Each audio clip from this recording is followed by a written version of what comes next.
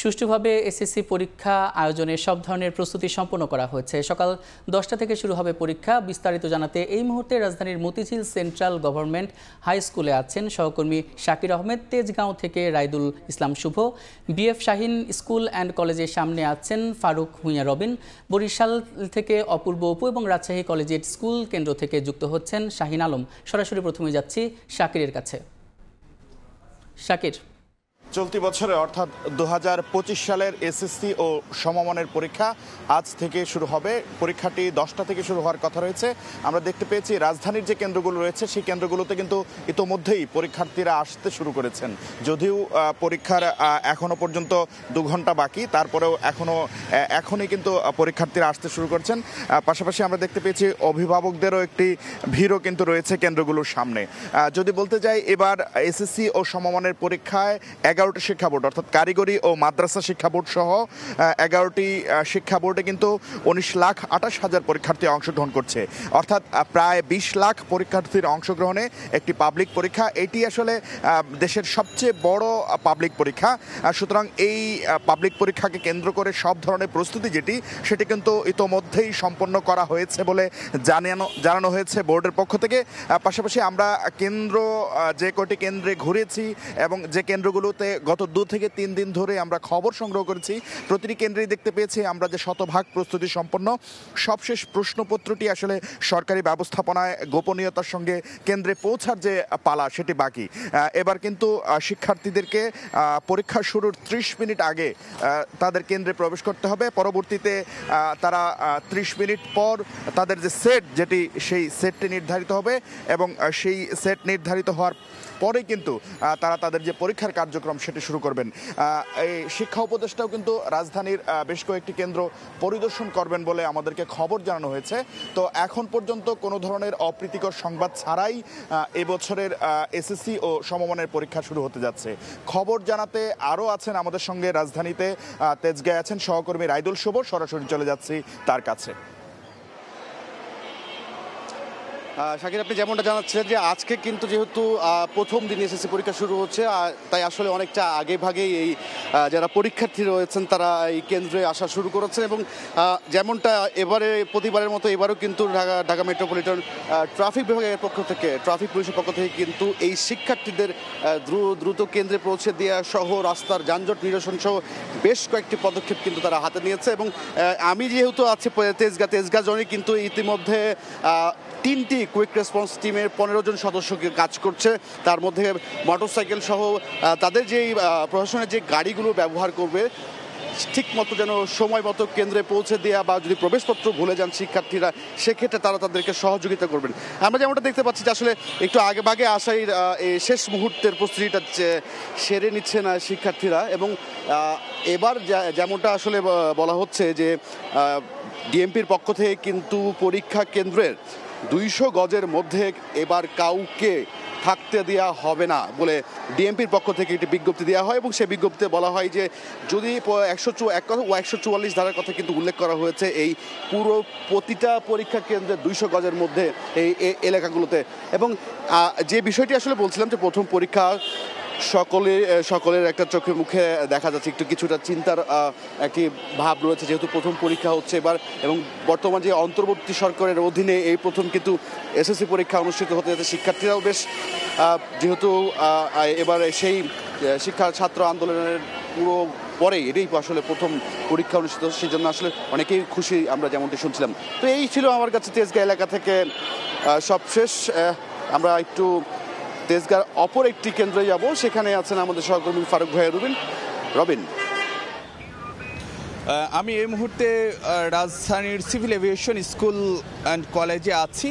SSC পরীক্ষা কেন্দ্র এখানে একটি রয়েছে এবং এখানে কিন্তু আমরা যেটি দেখতে পাচ্ছি যে এরই মধ্যে কিন্তু যে শিক্ষার্থীরা বা পরীক্ষার্থীরা তারা কিন্তু আসছেন, তারা তাদের যে আসন বিন্যাস সেটি দেখে নেওয়ার চেষ্টা করছেন এবং তারা তাদের যেই আসন যেখানে রয়েছে সেটি খুঁজে নেওয়ার তারা চেষ্টা করছেন। আমি যদি আপনাদেরকে জানাতে চাই যে এই পরীক্ষা কেন্দ্রটিতে অর্থাৎ সিভিল এভিয়েশন স্কুল অ্যান্ড কলেজে মূলত BF Shaheen college Dhaka BF Shaheen Haji Ashraf Ali school এবং যে মহাকালী মডেল হাই স্কুল, এই কয়েকটি প্রতিষ্ঠানের যে এসএসসি পরীক্ষার্থীদের আসন এই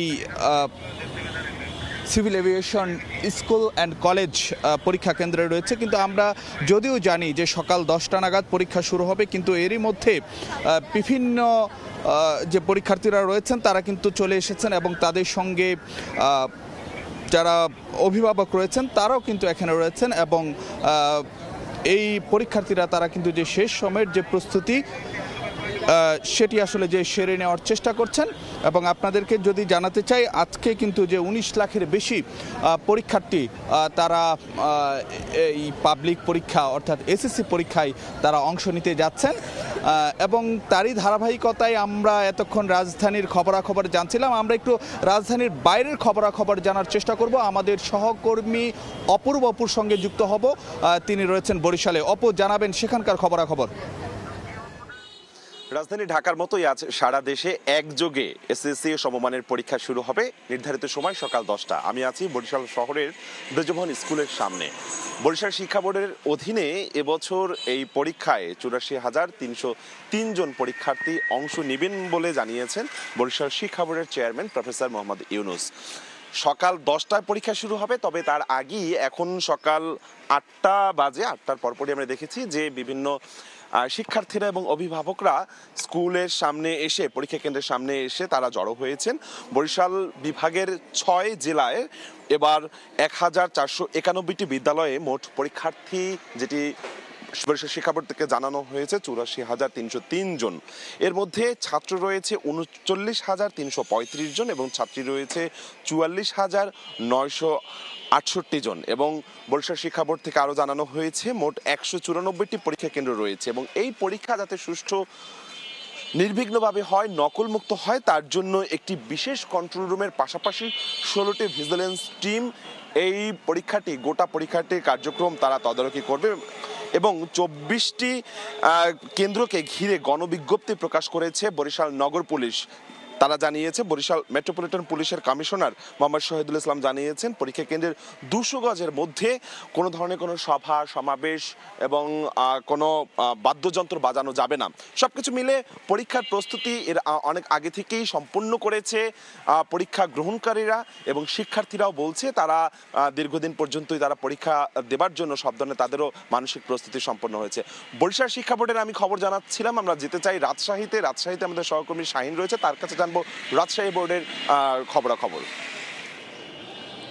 চলতি বছরে রাজশাহী শিক্ষা বোর্ডে মোট পরীক্ষার্থী রয়েছে 1,81,904 জন। এর মধ্যে রাজশাহী বোর্ডে মোট পরীক্ষার কেন্দ্র রয়েছে 279টি।